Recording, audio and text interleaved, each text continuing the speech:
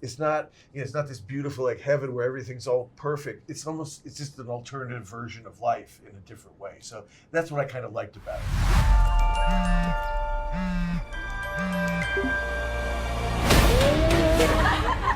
Cuando se la pasen con sus hijos todo el tiempo y su maestro de pilates sea su amante para llenar el vacío de su vida, a ver quién es la que se ríe. Hi, I am Javier Ibarreche and I'm here with Tim Burton and Michael Keaton to talk about Beetlejuice. How are you guys doing? Good. Great. How are you? Great.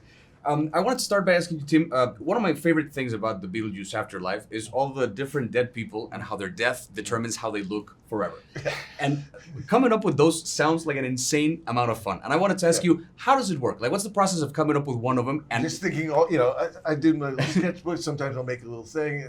Sometimes I ask people like, how would you like, or how would you not like to die? So it would become a little fun source of conversation, Right. ideas. I've made a little sort of compilation of different types. I've used some of them. Some of them were too politically incorrect, so I haven't used them that was yet. my follow-up. But we'll see. Like, I'm not going to say which ones yet. Was there one But that I didn't might make use it into them the yet. movie? No, I'm No? going to say. 'Cause I might get all brave and use them some other time. All right. It's one of my favorite things in the movie, that. And it's the kind of thing, when I'd see them, I'd be on set and I'd go, oh man, that's really funny.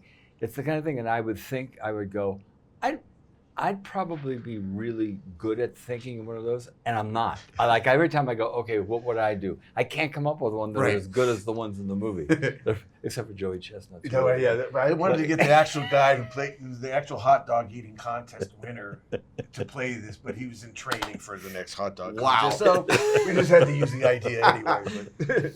But Michael, I wanted to ask you, the movie Beetlejuice is funny, but it's not a comedy. It's scary, but it's not exactly horror. And the character Beetlejuice is not exactly a hero or a villain. Like, what you created with Tim over 30 years ago is not really easy to define. My question for you is, what was the starting point for creating Beetlejuice back then, and what was the starting point now for the sequel? Well, clearly a sex object. Of course, that's what I was thinking, yeah. and very suave. That's what's great about it.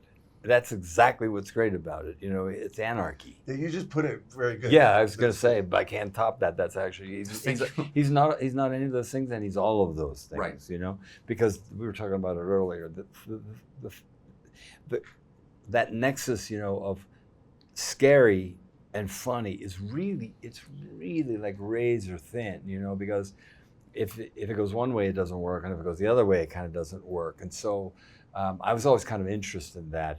How does that work? And the scary is scary in the best sense, because of him.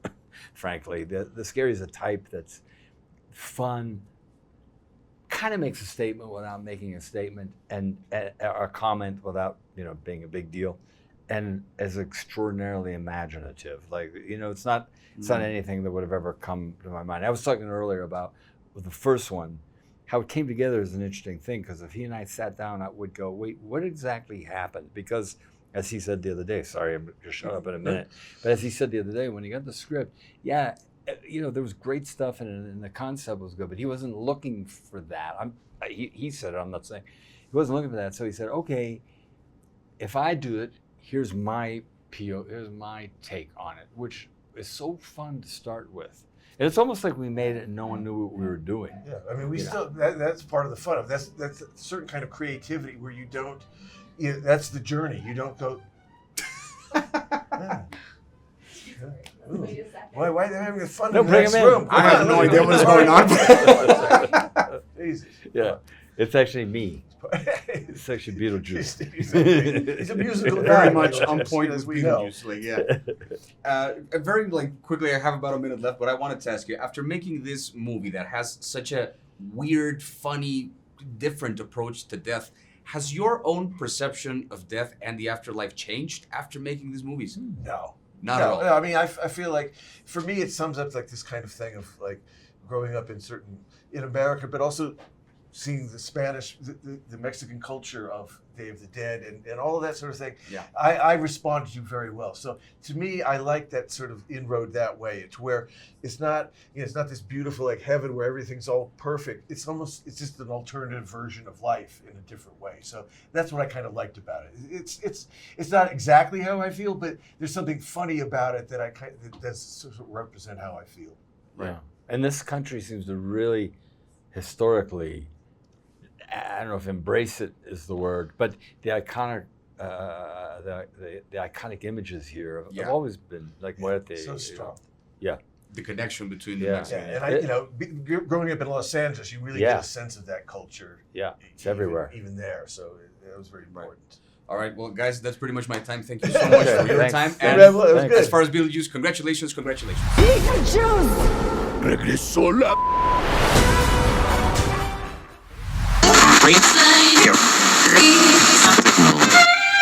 No, I'm not a writer. Okay. Give up on my way.